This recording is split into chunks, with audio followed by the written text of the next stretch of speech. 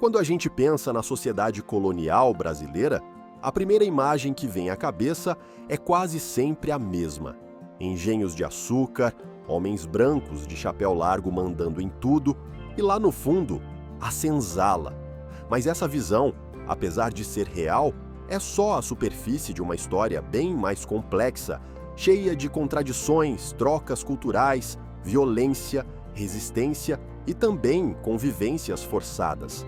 A sociedade colonial era, na verdade, um grande emaranhado de relações de poder e sobrevivência. Tudo girava em torno de um tripé que sustentou a colônia por séculos: monocultura, latifúndio e escravidão.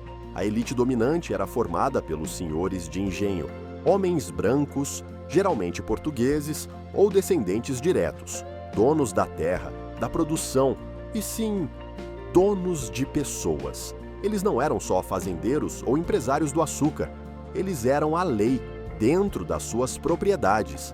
Tinham voz nas câmaras municipais, escreviam cartas ao rei, davam as cartas literalmente.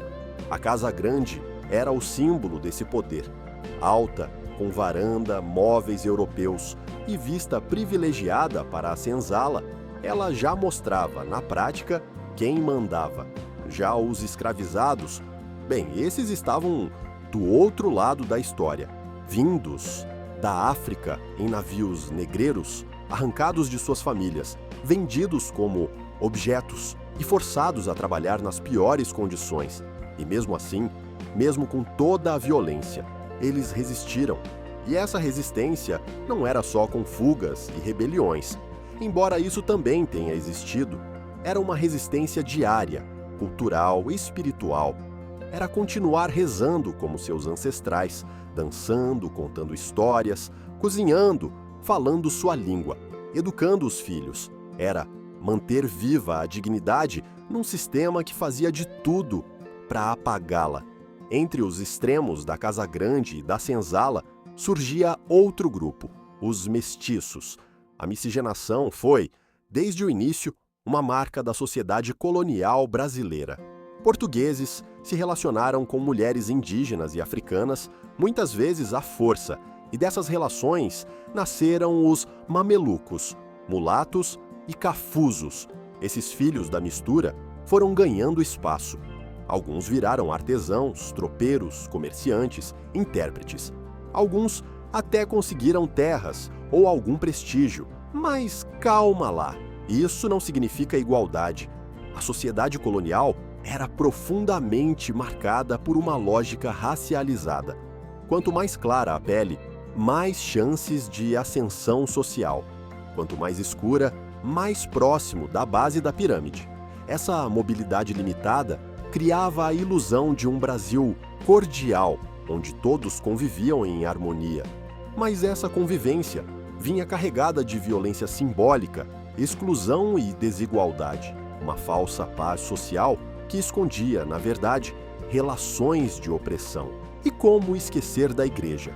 A Igreja Católica estava em absolutamente tudo: batismo, casamento, velório, festas, dízimo, punições. Ela dava as diretrizes morais da colônia e legitimava o poder dos senhores, mas ao mesmo tempo foi também espaço de alguma proteção, especialmente no contato com os povos indígenas, onde a atuação dos jesuítas teve um papel ambíguo, tanto de catequese quanto de mediação contra a escravização. Aliás, falando nos povos indígenas, esses foram os primeiros a sofrer com a chegada dos portugueses. Expulsos, catequizados, mortos por doenças e guerras, muitos acabaram silenciados na narrativa oficial. Outros resistiram fugindo para o interior. Alguns foram integrados à força na sociedade colonial. Mas uma coisa é certa: a presença indígena foi muito mais ativa do que os livros antigos deixavam transparecer. Só agora estamos recuperando parte desse protagonismo. As cidades coloniais eram o palco de toda essa mistura. Ruas cheias, mercados barulhentos, festas religiosas, rituais, encontros e desencontros. Eram espaços onde senhores, escravizados, mestiços, viajantes e padres se cruzavam todos os dias. A convivência era forçada, sim, mas ela moldava uma cultura própria, híbrida, rica em contrastes. E essa mistura pode ser sentida até hoje, na nossa comida com ingredientes indígenas, africanos e europeus, nos ritmos, nas festas populares, na nossa fé, que mistura santos católicos com entidades africanas. Tudo isso vem dessa convivência tensa e criativa da colônia. E as mulheres também estavam lá, com histórias diversas e muitas vezes apagadas. As mulheres brancas da elite viviam reclusas, cuidadas e vigiadas pela moral cristã. As negras escravizadas, além do trabalho pesado, enfrentavam exploração sexual. E as mestiças eram parteiras, quitandeiras, lavadeiras, rezadeiras. Muitas vezes, elas sustentavam suas famílias sozinhas, com pequenos comércios ou serviços. Elas não estavam nos livros, mas estavam na vida cotidiana, fazendo a roda girar. A sociedade colonial brasileira era violenta, desigual, racista e patriarcal, mas também era viva, complexa, cheia de resistências e contradições. E o mais importante, ela deixou marcas profundas que estão aqui até hoje. A concentração de terra, o racismo estrutural, o machismo, o jeitinho. Nada disso veio do nada. Tudo tem raiz lá atrás, nos tempos da colônia. Por isso, estudar esse período é tão importante. A gente não entende o Brasil de hoje sem olhar para esse passado de frente, sem romantizar, sem esconder, sem filtro, porque é só reconhecendo nossos erros, como sociedade, como cultura, como país, que a gente pode começar a mudar alguma coisa.